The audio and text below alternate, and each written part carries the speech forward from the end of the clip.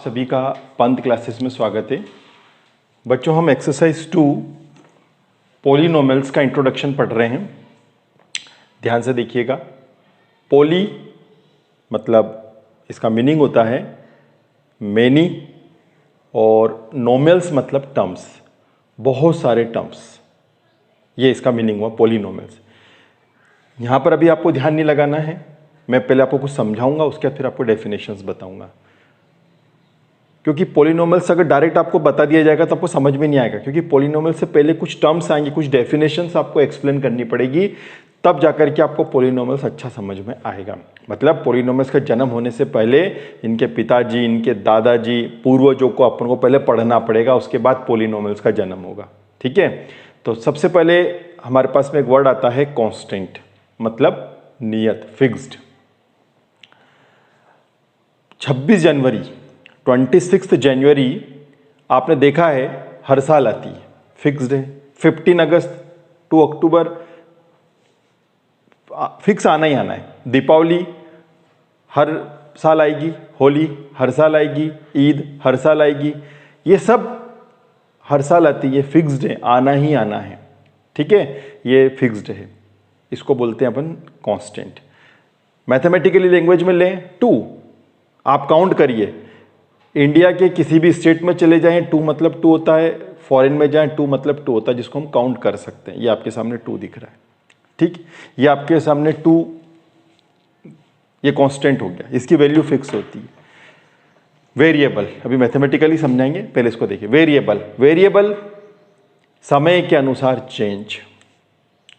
बेरूपी आदमी वेश बदल लेता है अपने हिसाब से।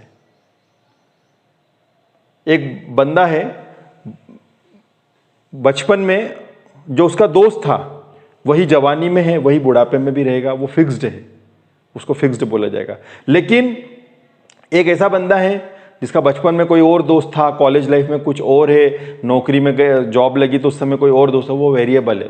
उसके दोस्त कैसे वेरिएबल है, बदलते जा रहे हैं, समय के अनुसार चेंज होते जा रहे हैं।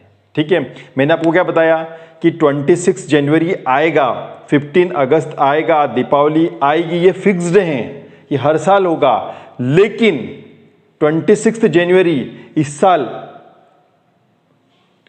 कौन से डे में आ रही है, ये फिक्स्ड नहीं है। हो सकता है इस साल मंडे को हो सकता है नेक्स्ट ईयर वो संडे के दिन आ सकती है, इसके प्रीवियस ईयर में हो सकता है सैटरडे के दिन आई थी, 26 जनवरी कभी भी आई थी। मतलब 26 आया था, ये फिक्स्ड हो गया, लेकिन कब कब आ रहा है, कौन कौन से वार में आ रहा है, ये वेरिएबल हो गया। इन दोनों से मिलकर बनेगा तीसरी definition, algebraic expression. Algebraic expressions constant, variable और कुछ operator plus minus divide into, इनसे मिलकर बनता है, इनके कॉम्बिनेशन से बनता है, ये होता है अलजेब्रिक। अब अपन को पहले एक की डेफिनेशन मैथमेटिकली देख लेते हैं। A symbol having a fixed numerical value is called a constant. जिसकी वैल्यू हमेशा फिक्स्ड रहती है वो होता है आपका कांस्टेंट।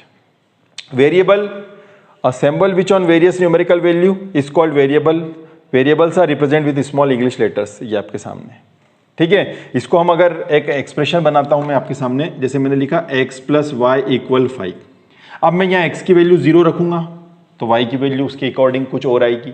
मैं x की वैल्यू -1 रखूंगा, y की वैल्यू कुछ और आएगी। मैं x की वैल्यू 2 रखूंगा, y की वैल्यू कुछ आएगी। मैं x की वैल्यू बदलते जा रहा हूं, y की वैल्यू बदलती जा रही, क्योंकि ये दोनों वेरिएबल है। समझ में आया आपको?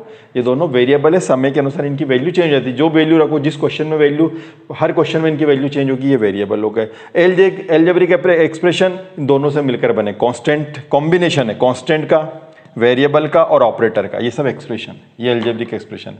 ये कहीं बीच में प्लस लगा है, कहीं माइनस लगा है, कहीं माइनस लगा देता हूँ, कहीं माइनस लगा देता हूँ मैं, कहीं डिवाइड कर देता हूँ मैं, है ना, ये डिवाइड हो रहा है, यहाँ पर प्लस हो गया, तो ये सब देखिए, कोई सी पावर आ रही, प्लस माइनस इनटू डिवाइड, कुछ भी हो सकता है, ये सब अलजेब्रिक एक्सप्रेशंस है। अब पॉलिनोमियल्स आने से पहले 2 डेफिनेशन और है, उसका नाम है कांस्टेंट और कोफिशिएंट। कांस्टेंट और कोफिशिएंट की डेफिनेशन के बाद पॉलिनोमियल का जन्म हो जाएगा। देखना, डेफिनेशन आ रही है कोफिशिएंट, पहले अलजेब्रिक एक्सप्रेशन जो मैंने आपको बताया था अभी, है ना। तो अलजेब्रिक एक्सप्रेशन के अंदर अरे एक डेफिनेशन में लिखना भूल गया, चलो कोई बात नहीं, मैं समझा दूंगा। हाँ, सबसे पहले कोफिशिएंट देखिए जैसे मैं यहाँ पर लिख देता हूँ ये 4, तो ये एक्स स्क्वायर के आगे 4 क्या रहा है, ये इसका कोफिशिएंट है, ठीक है। y की पावर 2/3 के आगे मैं लिख देता हूँ माइनस का 2, तो ये इसका क्या हो गया, कोफिशिएंट हो गया -2।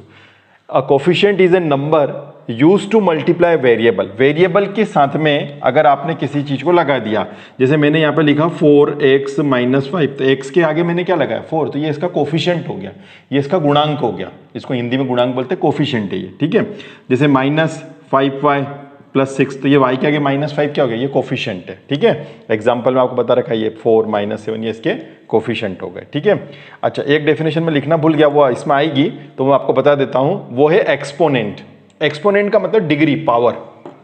ये देखिए ये 2, ये 2/3, ये -3, ये 2 है, इसको भी देखेंगे तो ये -2 हो जाएगी, ऊपर जाएगी, तो ये 1/2 है, रूट को अगर खोलेंगे तो कितना आएगा 1/2। ये सब क्या है, इनकी एक्सपोनेंट है, पावर है, ठीक है। तो ये एक्सपोनेंट हो गया, वेरिएबल के ऊपर जो भी आता है वो उसका क्या कहलाएगा, एक्सपोनेंट कहलाएगा। तो कोफिशिएंट हो गया, एक्सपोनेंट हो गया।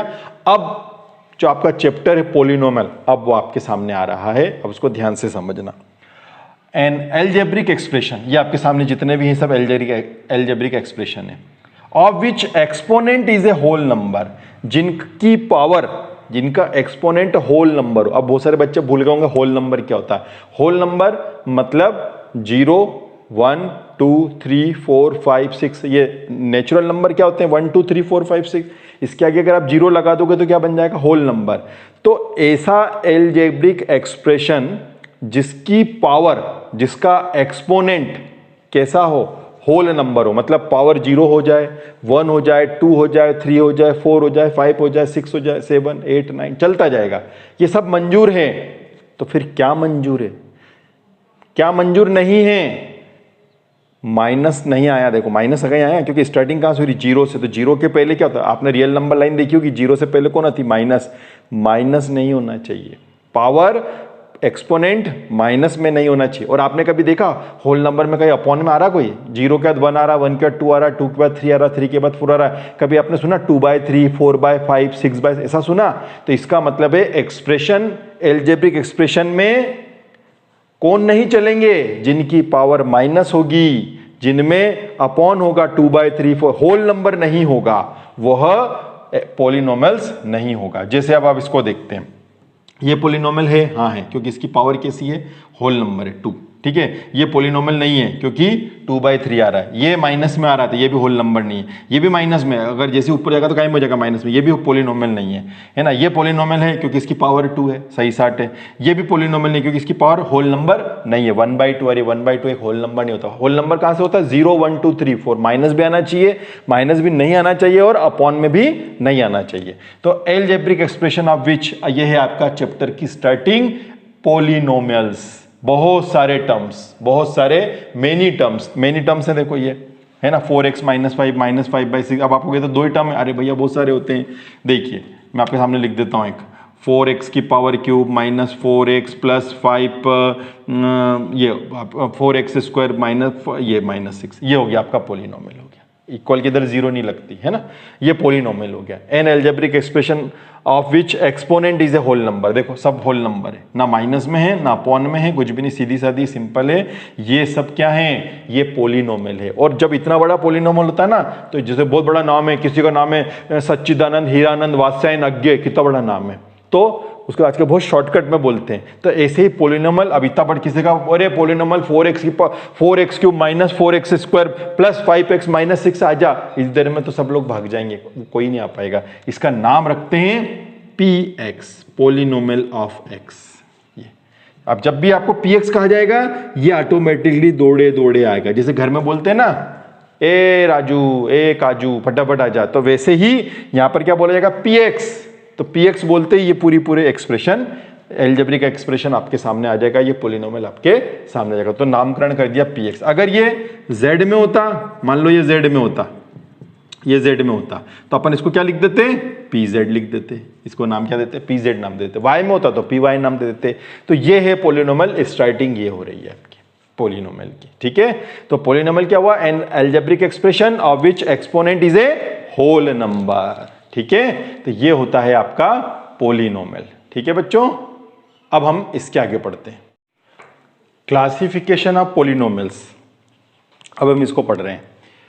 देखिए ये जो पोलिनोमियल्स है ना, इसका हमने क्लासिफिकेशन किया है टर्म वाइज और degree of polynomials. Term wise के हिसाब से जब हम पढ़ेंगे, जैसे अभी मैंने आपको देखा था कि एक पोलिनोमियल बना करके दिखाया था, एक बहुत बड़ा, उसके पहले दो छोटे छोटे बना करके दिखाए थे। अगर एक ही टर्म हो, कोई सा भी एग्जाम्पल ले लेते हैं अपनी मर्जी से अपन, अगर एक टर्म है जैसे 2x² लिखा, एक ही पद है, आपने लिख दिया यहाँ पर अपनी मर्जी से 4y, ये 4y, तो ये एक ही टर्म है, ये मोनोमियल कहलाएगा क्योंकि एक ही पद आपको दिख रहा है। ठीक है, उसके बाद बाइनोमियल में, जैसे नाम से माने बायो मतलब दो, जिसमें दो टर्म हो, कोई से भी 3x² - 4 हो जाए, है ना। यहाँ पर अपनी मर्जी से हम 4z² या 5z कुछ भी लिख दें, मतलब 5z² - 5z, ये हो गया आपका बाइनोमियल हो गया, दो पद हो गए। ठीक है, ट्राइनोमियल जिसमें तीन पद होते हैं, ये तीन पद है आपके सामने। कांस्टेंट पोलिनोमियल, कांस्टेंट मतलब जिसमें अगर वेरिएबल हो तो उसकी पावर 0, या वेरिएबल हो ही नहीं, बताया था अभी कांस्टेंट का मतलब क्या होता है। तो ये भी एक प्रकार का क्या है, पोलिनोमियल हो गया। कांस्टेंट जैसे मैंने लिख दिया 8, तो 8 को लिख सकते हो आप, हाँ 8 की पावर x की पावर 0, ये हो गया आपका 9, तो 9x की पावर 0। ठीक है, जीरो पोलिनोमियल भी होता है, हाँ सब जीरो पोलिनोमियल भी होता है, जीरो, या इसको ऐसे लिख दो 0x² + 0x + 0, इसका मीनिंग क्या होगा, जीरो ही होगा। तो ये टर्म वाइज तो मैंने आपको बता दिया, ये इनका क्लासिफिकेशन कर दिया। अब होता है डिग्री ऑफ पोलिनोमियल। डिग्री, अगर 1 डिग्री हो, 2 डिग्री हो, 3 डिग्री हो, तब क्या होगा। तो अगर पहले तो डिग्री ना हो, कांस्टेंट हो, जैसे मैंने आपको बताया था डिग्री नहीं है कि ये तो ये कांस्टेंट है, मतलब इसमें डिग्री है ही नहीं। आप देखिए इसके अंदर डिग्री है ही नहीं, डिग्री है ही नहीं मतलब डिग्री 0 है। जैसे मैंने यहाँ पर लिख दिया 5, अब 5 क्या है, ये कांस्टेंट हो गया, है ना। इसकी डिग्री, कोई पूछे इसकी डिग्री क्या है, तो भाई साहब इसकी डिग्री है 0, क्योंकि कुछ भी लिख सकते हो, y की पावर 0, x की पावर 0, कुछ भी लिख सकते हो, ये डिग्री 0 हो गई। अगर डिग्री 1 है, जैसे ये आपके सामने दिख रहा है, ये है ना, या फिर और एक और नंबर लिख देता हूँ, जैसे 4x + 6, ये भी एक लीनियर हो गया, क्योंकि इसकी पावर कितनी है, इसकी डिग्री कितनी है, इसकी पावर 1, इसका माने जो पावर लगी हुई ऊपर, डिग्री लगी हुई वो कितनी 1 है, तो ये हो गया आपका लीनियर हो गया। क्वाड्रेटिक, क्वाड्रेटिक लिख देते हैं अपन यहाँ पर, मैं इसको स्टैंडर्ड फॉर्म में लिख देता हूँ, लीनियर का स्टैंडर्ड फॉर्म लिख देता हूँ, ax + b, ये स्टैंडर्ड फॉर्म हो गया। क्वाड्रेटिक जिसमें पावर 2 होती है, ये सब क्वाड्रेटिक का एग्जाम्पल है ना, ये क्वाड्रेटिक का एग्जाम्पल, इसको स्टैंडर्ड फॉर्म में लिख देता हूँ, ax² + bx + c। ए यहाँ पर मतलब चलो ए और बी का मतलब बता देता हूँ, ए और बी कौन है, तो ए और बी रियल नंबर है, कुछ भी लिख सकते हो, -4 + 3 कुछ भी लिख सकते हो। तो A and B are real numbers, ये सब रियल नंबर्स हैं, और ए 0 नहीं होना चाहिए, ए 0 नहीं होना चाहिए। अगर 0 हो गया तो ये पूरा 0 हो जाएगा, और ये अगर पूरा 0 हो गया तो फिर ये लीनियर नहीं रहेगा, है ना। यहाँ पर ए बी सी ये सब क्या है, रियल नंबर्स हैं। ए की वैल्यू कुछ भी हो सकती है प्लस माइनस में, बी की वैल्यू भी प्लस माइनस में हो सकती है, सी की वैल्यू भी प्लस माइनस में हो सकती है, लेकिन पावर कितनी होनी चाहिए 2, माने ए 0 नहीं होना चाहिए। अगर ए 0 हो गया तो फिर ये पूरा 0 हो जाएगा, और फिर ये क्वाड्रेटिक नहीं रह जाएगा। तो कहने का मतलब क्या हुआ कि जिसकी पावर 2 होती है वो क्वाड्रेटिक होता है, ठीक है। जिसमें पावर 3 होती है ax³ + bx² + cx + d, और ये वाला एग्जाम्पल देखना तो ये रहा 2x की पावर 4x, ये क्यूबिक है। क्यूबिक मतलब जिसपे पावर 3 होती है। अब आपको क्या, सर इधर आप क्यूबिक बता रहे हो, इधर आप ट्राइनोमियल, मैं यहाँ पर मैं तभी तो आपको क्लासिफिकेशन किया है, टर्म के हिसाब से देखो, टर्म के हिसाब से मतलब एक पद, इसमें 2 टर्म्स, इसमें 3 टर्म्स, है ना, ये ऐसे, इसमें कोई टर्म्स है नहीं, कांस्टेंट है, इसमें 0, ये 0 पर, ये टर्म्स के हिसाब से, और ये पावर के हिसाब से, मतलब 2 प्रकार से मतलब इसका क्लासिफिकेशन होता है ना, सॉरी क्लासिफिकेशन होता है 2 प्रकार से, इसको बांट देते हैं। जैसे बांट देते ना, भैया ये संपत्ति, ये धनवान है ना, ये गुणवान है, ये धनवान तो नहीं है लेकिन इसके अंदर गुण बहुत अच्छे हैं, और इसके अंदर कोई गुण नहीं, खाली बस पैसा है इसके पास में, तो ये पैसे वाला है, और ये क्वालिफाइड बंदा है। तो वैसे यहाँ पर भी है कि यह टर्म्स के हिसाब से 1 पद, 2 पद, 3 पद, 4 टर्म्स, 4, है ना, और इसमें और 4 भी होते हैं ना, इसमें पावर के हिसाब से, अगर पावर 0 हो, पावर 1 हो, पावर 2 हो, पद कितने भी हो, यहाँ पर 5 हो, यहाँ पर कुछ भी आ जाए, कितने भी टर्म्स हो, लेकिन अगर पावर 1 है तो लीनियर कहलाएगा, पावर 2 है तो क्वाड्रेटिक कहलाएगा, पावर 3 है तो वो क्यूबिक कहलाएगा, इस प्रकार से, ठीक है। और ये एबीसी कैसे होनी चाहिए, रियल होनी चाहिए और ए नॉट इक्वल्स टू 0 होना चाहिए, ठीक है बच्चों। तो ये अपन ने क्या है क्वालिफिकेशन, मैंने सॉरी क्लासिफिकेशन, आप क्वालिफिकेशन बोल रहा हूँ बराबर, थोड़ा सा इसको यूं कर देता हूँ, हाँ, क्लासिफिकेशन ऑफ पॉलिनोमियल्स को हमने बांट दिया है, ठीक है ना। टॉपिक है जीरोज ऑफ पॉलिनोमियल। अब देखो जीरोज जितने भी अपन ने पॉलिनोमियल देखे, लीनियर देखा, क्वाड्रेटिक देखा, क्यूबिक देखा, इन सब के जीरोज होते हैं। तो सबसे पहले हम लीनियर का जीरोज ऑफ पॉलिनोमियल निकाल रहे हैं। लीनियर का एग्जांपल दिया था ना ax प्लस बी, उसका अपन पॉलिनोमियल। तो क्या होता है जीरो, क्या होता है जीरो, मतलब जैसे मकान में क्या होता है, दीमक लग जाती है ना, दीमक क्या करती है, किसी लकड़ी की अलमारी है, उसमें अगर दीमक लग गई तो पूरी लकड़ी को खा जाती है। तो वही काम जीरो का है। अगर कोई भी पॉलिनोमियल आपको दे रखा है और आपको बता दिया कि ये इसका जीरो है, 5 इसका जीरो है, तो पूरे क्वेश्चन को जीरो बना देगा। -5 अगर इसका जीरो है तो पूरे क्वेश्चन को बता। अब देखो यहाँ मैं समझाता हूँ तो जल्दी समझ में आएगा। If k is a real number is said to be the zero of polynomial if p k. मतलब ये है कि यदि कोई भी आपको पॉलिनोमियल दिया जाए और उसको बता दे कि भैया ये आपका, जैसे मैंने बताया 5, -5, 4, 6 कुछ भी, ये इसका क्या है, जीरो है, तो उसकी वैल्यू क्या हो जाएगी, पूरे क्वेश्चन की वैल्यू क्या हो जाएगी, जीरो हो जाएगी। एक एग्जांपल ले लेते हैं। जैसे मैंने आपके सामने एक पॉलिनोमियल लिया जिसका नाम है -6x + 8। ये मैंने एक पॉलिनोमियल ले लिया, ठीक है, -6x + 8, ठीक है। अब मैं इसका क्या निकाल रहा हूँ, मैंने कह दिया कि भैया इसका जीरो कौन है, इसका जीरो है भाई साहब, निकाल लेते हैं, इसका जीरो है ना। मैंने कहा इसका जीरो मेरे को निकालना है, तो इसका जीरोज निकाल लूंगा। तो इसका मतलब है कि ये इस जो भी जीरो होगा उसको जीरो बनाएगा। कैसे निकालते हैं ये देखिए, -6x, यहाँ पर मैं संख्या थोड़ी काटापीटी हो जाए, फटाफट ऐसे ले लेता हूँ, 12 ले लेता हूँ, है ना। तो -6x इक्वल -12 प्लस का, या 6x को उधर भगा दो तो -6x उधर जाएगा तो क्या हो जाएगा, +6x हो जाएगा। तो ये +6x हो गया और ये 12 ऐसा कैसे, इसलिए x की वैल्यू होगी 12/6, 6 6 12। ये इस पूरे क्वेश्चन का क्या हो गया, 2 इस क्वेश्चन को जीरो बना देगा, करके देख लो। अब आप क्या करो, मैंने क्या बोला के इज रियल नंबर, माने 2 क्या हो गया, एक रियल नंबर हो गया, है रियल नंबर है, हाँ है साहब। तो ये इस px को क्या बना देगा, जीरो बना देगा। रख के देख लेते हैं, जहां जहां x आ रहा है वहां पे 2 रख के देख लो। आप जहां जहां x आ रहा है वहां 2 रख के देख लो। ये देखिए साहब पूरा क्वेश्चन क्या बन गया, जीरो बन गया ना। तो ये 2 क्या हो गया, इस क्वेश्चन का क्या हो गया, जीरो, क्योंकि इस क्वेश्चन को क्या बना दे रहा है, इस पॉलिनोमियल को क्या बना दे रहा है, वो जीरो बना दे रहा है ना। तो ये इसका हो गया। अब हम लीनियर जो इक्वेशन ली थी उसका एक स्टैंडर्ड फॉर्म ले लेते हैं। तो स्टैंडर्ड फॉर्म अपन ले लेते हैं px = ax + b। ये एक लीनियर इक्वेशन है, ठीक है। और जैसा कि हम बताते हैं k इसका क्या है, इसका एक जीरो है, k इसका क्या है, जीरो है मान लेते हैं अपन, ठीक है।